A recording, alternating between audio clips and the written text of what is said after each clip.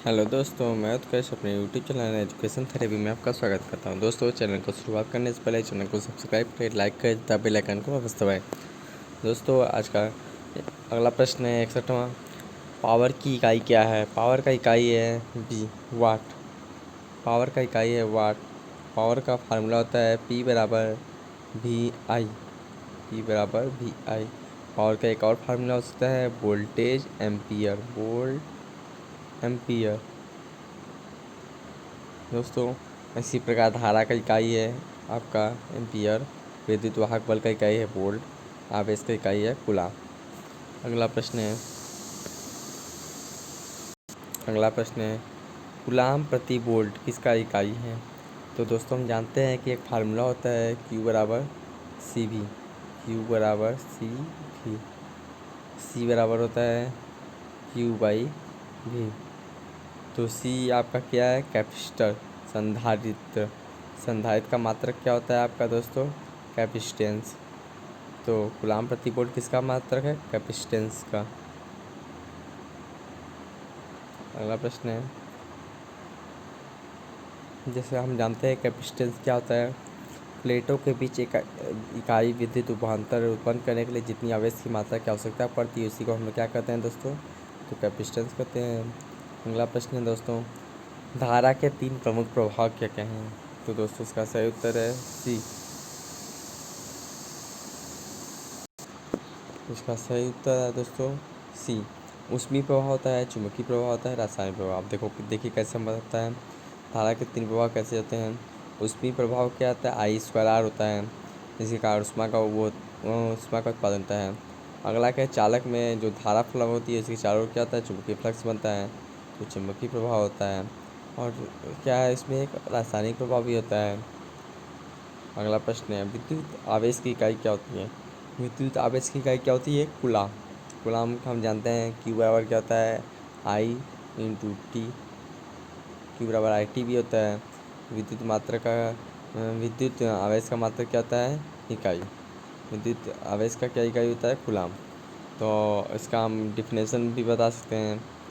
विद्युत आवेश क्या है कि ये एक ईएमएफ होता है। ईएमएफ का क्या होता है आप जानते ही हैं, वोल्ट होता है। और धारा का होता है एम्पियर। मानव शरीर पर बिजली के झटके का प्रभाव निम्नलिखित पर निर्भर करता है। मतलब जैसे कि मानव शरीर पर किसकी कारण से झटका लगता है? तो हम जानते हैं क्या कि वोल्टेज के कारण। मानव शरीर पर किसके कारण झटका लगता है? तो वोल्टेज कारण। देखिए दिया है कि मानव शरीर पर बिजली के झटके का प्रभाव लाइन वोल्टेज पर निर्भर करता है। 90 वोल्ट तक की आपूर्ति या मानव शरीर पर बिजली झटका देती है। जैसे जैसे वोल्टेज बढ़ाते हैं दोस्तों, इसका झटका क्या होता है? तीव्र होता जाता है। अगला प्रश्न है, घाव को भरने के लिए प्राथमिक उपचार के डब्बे में कौन सी ट्यूब रखनी चाहिए? तो इसका सही उत्तर है दोस्तों बीटाडीन। घाव को भरने के लिए हमें आपका जो फर्स्ट एड होता है उसमें हमें क्या रखनी चाहिए? बीटाडीन रखनी चाहिए। या सुप्रामाइसिन दर्द निवारक उपयोग किया जाता है। फेयर लवली त्वचा पर दाग धब्बे के लिए उपयोग किया जाता है। एनी सिमलिंग चर्म रोग के लिए उपयोग करते हैं दोस्तों। यह सब बेसिक क्वेश्चन है। देखिए यहाँ पे एक प्रश्न है कि यह सिंबल संबंधित है। यह किसका आपका सिंबल बता रहा है? यह सिंबल किसका आपको बता रहा है? विद्युत झटके का खतरा का। यह सिंबल किसका आपको बता रहा है? अगर ऐसा कोई सिंबल हो तो किसका खतरा बताता है? विद्युत झटके का खतरे को बताता है। अगला प्रश्न है दोस्तों, CO2 अग्निशमन निम्नलिखित में से किस प्रकार की अग्नि को बुझाने काम आता है? तो पहले जानिए CO2 किस प्रकार का आपका किस प्रकार की आग में काम आता है। इसका सही उत्तर है बी और डी। इसका सही उत्तर है बी और डी प्रकार की अग्नि बुझाने का काम आता है। अगला प्रश्न है, दिया हुआ चिन्ह किस प्रकार की चेतावनी को दर्शाता है? इसका सही उत्तर है आपका सी लेज़र बीम। यह किस प्रकार के चिन्ह को दर्शाता है? लेज़र बीम को दर्शाता है। अगला प्रश्न है, कृत्रिम श्वास क्रिया की सफलतम विधि कौन सी है? तो सी। देखते हैं कि आप क्या मुंह से आप श्वास लेकर आदमी को लिटाकर पीठ के बल पीड़िता के मुंह अच्छी तरह से साफ कर लें और उसे खुले मुंह पर महीन कपड़ा रख कर एक हाथ से उसकी नाक बंद करके अपने मुंह में और झटके से हवा भरें। अगला प्रश्न है, बिजली से लगने वाले आग को बुझाने के लिए किस प्रकार के अग्निशमन का प्रयोग करते हैं? तो इसका सही उत्तर है क्या? ए ईरान के अग्निशमन या बालू का यूज करते हैं, बालू का यूज करते हैं।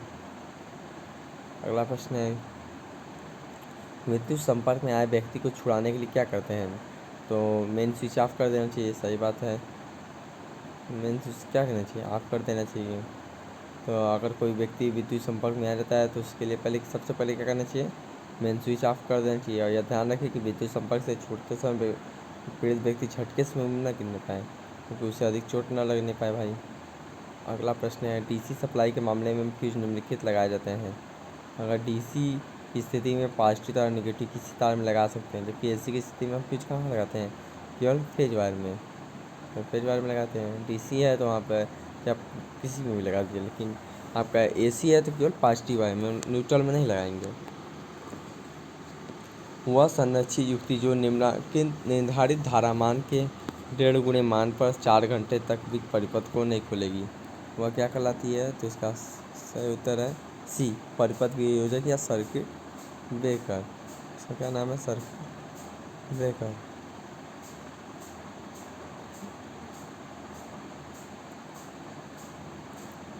किसी फ्यूज का रेटिंग 8 एम्पियर है, तो इसका क्या तात्पर्य है दोस्तों? देखिए, 8 एम्पियर से अधिक धारा बढ़ने पर वह क्या हो जाएगा? 8 एम्पियर जब ज़्यादा धारा हो जाएगा दोस्तों तो वह क्या हो जाएगा? ठीक है, ये तो 8 एम्पियर तक धारा नहीं, ऐसा कुछ नहीं है। कम धारा होने पर ये भी गलत है। तो 8 एम्पियर से अगर जैसी धारा बढ़ेगा तो वो क्या हो जाएगा? पिघल जाएगा।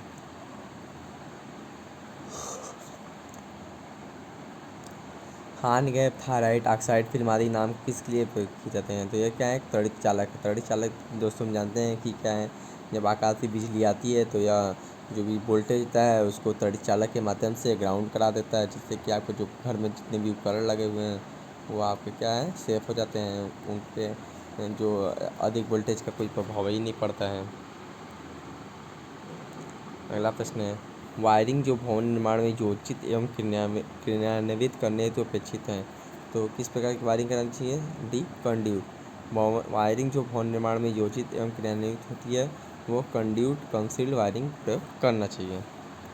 अगला प्रश्न है, भारतीय विद्युत अधिनियम के अनुसार प्रत्येक उप परिपथ में कितना अधिक से अधिक लोड? 800 वाट। दोस्तों ये क्या एक आप जानते हैं, जब वायरिंग हम पढ़ाएंगे या वायरिंग का आपको थ्योरी, तो उसमें हम बताएंगे कि वायरिंग जहाँ पर करते हैं वहाँ 800 वोल्ट, 800 वाट या 10 परिपथ या 2 पावर सॉकेट का अधिकतम यूज कर सकते हैं अपने घरों में। विद्युत पंखे में कैपेसिटर लगाने का क्या उद्देश्य है? तो इसका सही उत्तर है डी, फेज अंतर पैदा करना। विद्युत पंखे में कैपेसिटर लगाने का उद्देश्य क्या है? फेज में अंतर पैदा करना है। कैपेसिटर का प्रयोग पंखे में बल आउटपुट उत्पन्न करने के लिए किया जाता है। सिंगल फेज मोटर में घूर्णन बल उत्पन्न नहीं होता है, जिसके कारण मोटर संचालित नहीं होती है, अतः कैपेसिटर लगाने पर सिंगल फेज को ही 2 फेज में बदल देता है। अगला प्रश्न है, साधारणतः कुछ तापन उपकरणों में प्रयुक्त केबिल में विद्युत शक्ति की कुछ क्षति हो जाती है, इसका कारण है? इसका सही उत्तर है क्या है? सी, विद्युत धारा या जनित्र ऊष्मा। साधारणतः तापन उपकरणों में प्रयुक्त केबिल में विद्युत शक्ति की कुछ क्षति हो जाती है, इसका कारण विद्युत धारा द्वारा क्या होता है? जनित्र ऊष्मा होता है। अगला प्रश्न है, निम्न में से कौन सा कथन बैटन वायरिंग के लिए असत्य है? तो यह नमी से मुक्त रहती है, बात सत्य है। यह लंबे समय तक लगभग 1 दशक के लिए तो नहीं, ये गलत है। ये बात क्या है आपका? बी उत्तर, बी उत्तर आपका क्या है? गलत है। अगला प्रश्न है, घरेलू वायरिंग में विद्युत रोधी अनुपात कितना होना चाहिए? तो इसका सही उत्तर है डी, 50 परिपथ में विद्युत बिंदुओं की 2 गुनी संख्या। अगला प्रश्न है, इनमें से कौन से प्रकार के यंत्र केवल डीसी में प्रयुक्त किए जाते हैं? इसका सही उत्तर है आपका सी, परमानेंट मैग्नेट टाइप। परमानेंट जो मैग्नेट होता है वो बिजली से चलता है, यह डीसी में केवल प्रयुक्त किए जाते हैं। देखिए, परमानेंट मैग्नेट केवल डीसी में प्रयुक्त करते हैं, क्योंकि पीएमसी यंत्र में एक स्थायी चुंबक के चुंबकीय क्षेत्र में एक धारावाहिक कुंडली रहती है, तो उसमें क्या करते हैं कि एक आपका बिजली उत्पन्न करके परमानेंट डीसी के लिए यूज करते हैं, डीसी आपका बना देते हैं। अगला प्रश्न है, इनमें से कौन सा समाकलन प्ररूपी उपयंत्र नहीं है? समाकलन का मतलब क्या है? उसका इंटीग्रेशन नहीं होता है। तो वोल्ट मीटर है, ठीक है। वाट आवर को हम समाकलन करके आपका यूनिट निकालते हैं, एम्पीयर आवर मीटर को भी। मूविंग कॉइल मीटर का उपयोग केवल डीसी मापने में करते हैं। ए, मूविंग कॉइल मीटर का उपयोग केवल डीसी मापने में करते हैं। जो मूविंग कॉइल मीटर होता है केवल डीसी मापने में करते हैं। मूविंग कॉइल उपयंत्र का प्रयोग DC ammeter, DC voltmeter की तरह होता है। इस प्रकार के उपयंत्रों का एसी सप्लाई में प्रयोग नहीं किया जा सकता है। अगला प्रश्न है, निम्न में से कौन सा मीटर समाकलन प्रकार का माप यंत्र है? तो इसका सही उत्तर है आपका डी, ऊर्जा मापी, क्योंकि यह जो आपका समाकलित करके इंटीग्रेट करके हम लोग बिजली का यूनिट निकालते हैं। पीरियड प्रकार के ऊर्जा मीटर में किस प्रकार की ऊर्जा नापते हैं? तो इसका सही उत्तर है आपका सी, जो पीरियड प्रकार का ऊर्जा मीटर KWH में ऊर्जा मापता है। इस प्रकार के ऊर्जा मीटर में नियंत्रण गुण नहीं होता है। इसमें एक श्रेणी तथा एक समचुंबक होता है। श्रेणी और समचुंबक की वजह से एल्युमिनियम डिस्क पर एडी करंट उत्पन्न होती है, जो आपस में इंटरेक्ट करती है, इसके बाद आकुड़ बना देती है दोस्तों। अगला प्रश्न है, एक ऊर्जा मीटर की प्रेशर कॉइल होगी। इसका सही उत्तर दोस्तों डी। इसमें एक ऊर्जा मीटर की प्रेशर कॉइल क्या होती है? वो हाईली इंडक्टिव होती है, जो आपकी हाईली इंडक्टिव होती है। दोस्तों, जो भी दोस्त हमारे UPPCL की तैयारी कर रहे हैं, वो हमारे चैनल के माध्यम से आप हमारे जो भी मल्टीपल चॉइस क्वेश्चन है, ऑब्जेक्टिव टाइप क्वेश्चन को उनको अच्छे से तैयार करके आपको ज़रूर से 150 में 140 क्वेश्चन जरूर हमारे आपके इस मल्टीपल चॉइस क्वेश्चन में से मिलेंगे दोस्तों। अगला क्वेश्चन है, सिंगल फेज ऊर्जा मीटर में क्रीप होता है जब आपका दाब कुंडली या ओवर कंप्रेशन होता है, या दाब कुंडली होता है, फिर क्या मुख्यतः ओवर कंप्रेशन कारण होता है दोस्तों। अगला प्रश्न है, थर्मिस्टर किससे बने होते हैं? तो थर्मिस्टर आपके दोस्तों थर्मिस्टर किससे बनते हैं? तो थर्मिस्टर आपके निषादित मिश्रण या मेटालिक ऑक्साइड से बने होते हैं। मेटालिक थर्मिस्टर का प्रतिरोध ताप के बढ़ने पर बहुत अधिक घटता है तथा ताप के घटाने से बहुत अधिक बढ़ता है। ताप के साथ थर्मिस्टर की उच्च सुरक्षिता के गुण कार्य यातायात तापमान और ताप के यथार्थ नियंत्रण के लिए बहुत ही उपयोगी होते हैं दोस्तों। अगला प्रश्न है, एक थर्मोकपल एक अमीटर वोल्टमीटर में होता है। तो इसका सही उत्तर है स्क्वेल ला आपका रिस्पॉन्स। एक थर्मोकपल एमीटर वोल्टमीटर का पैमाना अर्थात समान स्क्वायर ला रिस्पॉन्स होता है। थर्मोकपल मीटर सीबैक प्रभाव पर कार्य करता है। थर्मोकपल दो समान धातुओं का जंक्शन होता है, जिसमें थर्मो इलेक्ट्रिक EMF जनरेट होती है। थर्मोकपल यंत्र AC DC दोनों सप्लाई पर कार्य करते हैं। अगला प्रश्न है, ताप युक्त थर्मोकपल क्या है? तो इसका उत्तर सी, एक्टिव ट्रांसड्यूसर है। ताप युक्त सक्रिय ट्रांसड्यूसर है। सक्रिय ट्रांसड्यूसर वो होता है जिनके ऑपरेशन के लिए बाहरी स्रोत की आवश्यकता नहीं होती है। एक पोटेंशियोमीटर का उपयोग क्यों करते हैं? दोस्तों, पोटेंशियोमीटर का उपयोग हम लोग बहुत सारे कार्य करते हैं। प्रतिरोधकता को मापने के लिए, धारा को मापने के लिए, एमीटर को कैलिब्रेशन करने के लिए। इसका सही उत्तर जाएगा डी। निम्नलिखित में से किस में माप की शून्य विधि का प्रयोग नहीं किया जाता है? इसका सही उत्तर है ए, मेगर। मेगर में माप की शून्य विधि का प्रयोग नहीं करते हैं। थर्मिस्टर मापने के लिए कौन सा यंत्र है? थर्मिस्टर के मापन के लिए कार्य रहता है, किसके मापन के लिए कार्य रहता है? तो तापमान के लिए। थर्मिस्टर एक प्रकार का क्या है? प्रतिरोध है, जिसका प्रतिरोध तापमान पर निर्भर करता है। इसका उपयोग तापमान मापने के लिए मुख्यतः किया जाता है। इसका उपयोग voltage regulation, volume control, time delay, circuit protection के लिए भी करते हैं हम दोस्तों। संतुलन रिकॉर्ड की मुख्य कमी क्या है? तो इसका सही उत्तर है कोई नहीं। ये सारे उत्तर सही हैं। निम्न निवेश प्रतिबाधा है, निम्न निवेश संवेदनशीलता है, तेजी से परिवर्तित होने वाली मात्रा के प्रति प्रतिक्रिया करने की योग्यता होती है। अगला प्रश्न है, एक CRO में एक्वाडेक का प्रयोग किया जाता है निम्न के संग्रह हेतु। इसका सही उत्तर है द्वितीय उत्सर्जित इलेक्ट्रॉन्स के लिए। CRO में एक्वाडेक का प्रयोग द्वितीय उत्सर्जित इलेक्ट्रॉन्स के संग्रह के लिए किया जाता है। इसका प्रयोगशालाओं में वैद्युत तथा इलेक्ट्रॉनिक परिपथों के अंतर्गत होने वाले प्रभाव में अध्ययन हेतु विविध तरंगों के रूपों को दर्शाने मापने के लिए भी करते हैं दोस्तों। CRO क्या इंगित करता है? तो CRO क्या इंगित करता है? वोल्टेज के एक शीर्ष से दूसरे शीर्ष के मान को। CRO वोल्टेज के एक शीर्ष से दूसरे शीर्ष के मान को इंगित करता है। CRO एक अति महत्वपूर्ण इलेक्ट्रॉनिक उपकरण है। इसका उपयोग प्रयोगशालाओं में वैद्युत तथा इलेक्ट्रॉनिक परिपथों में होने वाले प्रभाव के अध्ययन हेतु विविध तरंगों में करते हैं।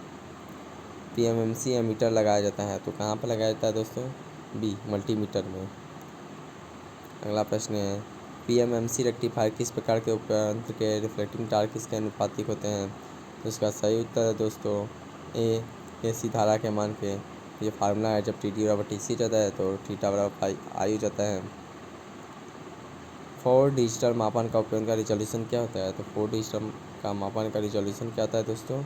डी 0.01%। मल्टीमीटर से क्या नहीं माप सकते हैं? तो मल्टीमीटर से क्या नहीं माप सकते हैं? ए, फ्रीक्वेंसी। मल्टीमीटर से आवृत्ति नहीं मापा जा सकता है, बल्कि प्रतिरोध, धारा, वोल्टेज मापा जा सकता है एवं ओम मीटर से प्रदूषकता मापी जा सकती है।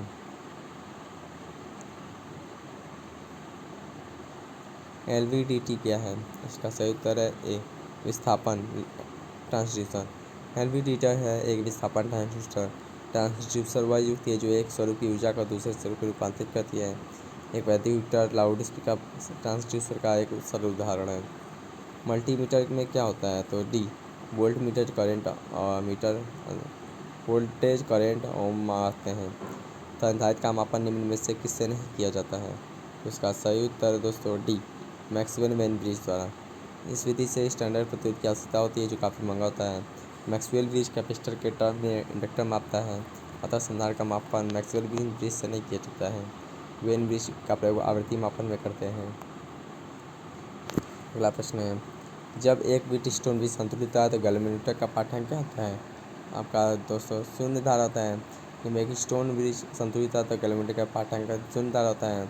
मापक यंत्रों के पैमाने में त्रुटि के कारण कोई त्रुटि नहीं आती है, अतः गैल्वेनोमीटर का प्रयोग क्या केवल शून्य धारा प्रतिशत के लिए किया जाता है। सीयरिंग ब्रिज का उपयोग कहाँ पे करते हैं दोस्तों? तो इसका सही उत्तर है सी, धारिता मापने के लिए सीयरिंग ब्रिज का प्रयोग धारिता मापने के लिए करते हैं। AC सीयरिंग ब्रिज का प्रयोग निम्न तथा उच्च वोल्टेज पर धारिता पर वैद्युत हानियाँ के लिए करते हैं दोस्तों। अगला प्रश्न, एंडरसन ब्रिज के मामले में अज्ञात प्रेरक के अनुसार मापते हैं तो दोस्तों तो इसका सही उत्तर है ए, ज्ञान, प्रतिरोध और धारिता। अगला प्रश्न है, रिलेटिव परमिटिविटी का मापन किस ब्रिज द्वारा करते हैं? तो इसका सही उत्तर दोस्तों सी, सीयरिंग ब्रिज द्वारा। सीयरिंग ब्रिज द्वारा हम क्या करते हैं? रिलेटिव परमिटिविटी का मापन करते हैं। मैक्सवेल ब्रिज का मापन किसके द्वारा किया जाता है दोस्तों? तो इसका सही उत्तर है ए, मैक्सवेल ब्रिज प्रेरकत्व नापने में प्रयोग किया जाता है। इस विधि द्वारा मध्यम श्रेणी के प्रेरकत्व का शुद्ध मापन किया जाता है। इस विधि में स्व प्रेरकत्व का मान ज्ञात स्व प्रेरकत्व से तुलना करके किया जाता है। AC ब्रिज किसके प्रत्यक्ष मापन हेतु प्रयोग नहीं किया जाता है? तो इसका सही उत्तर है दोस्तों का डी, कैपेसिटेंस। AC ब्रिज धारिता के प्रत्यक्ष मापन हेतु प्रयोग नहीं किया जाता है। मूल रूप में AC ब्रिज में 4 भुजाएं, एक ऊर्जा स्रोत, एक बैलेंस डिटेक्टर। AC ब्रिज में प्रत्येक भुजा एक प्रतिबाधा होती है। बैटरी के स्थान पर AC स्रोत, गैल्वेनोमीटर के स्थान पर एक संवेदी डिटेक्टर होता है। AC सेतु में वानगर अर्थिंग हेतु किसका प्रयोग किया जाता है? तो इसका सही उत्तर है ए, डिटेक्टर टर्मिनल ग्राउंड स्टेट के बीच धारिता मापने के लिए। ट्रांसड्यूसर क्या नहीं कर सकता है? तो इसका सही उत्तर है डी, एम्पलीफायर।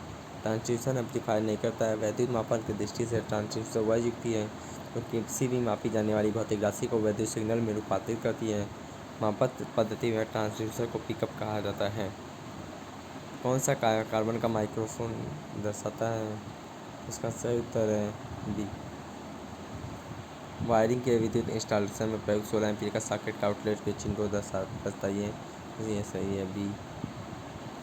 सर्किट आरेख में प्रयोग होने प्रतीक का ये बजर का आपका चित्र है। ये किसका? आपका फ्यूज का है दोस्तों। फ्यूज के लिए अल्टरनेटिव चिन्ह लगाया गया है। ये आपका सॉकेट है। अगला प्रश्न है, इस पिन क्या क्या दर्शाता है? तो ये गतिशील लौ यंत्र को दर्शाता है। यह आपका बेल को बता रहा है दोस्तों। तो दोस्तों अगर आपको कोई भी प्रश्न हो तो हमारे चैनल के माध्यम से आप हमसे पूछ सकते हैं। हमारे वीडियो के डिस्क्रिप्शन बॉक्स में टेलीग्राम का लिंक दिया गया है। धन्यवाद दोस्तों।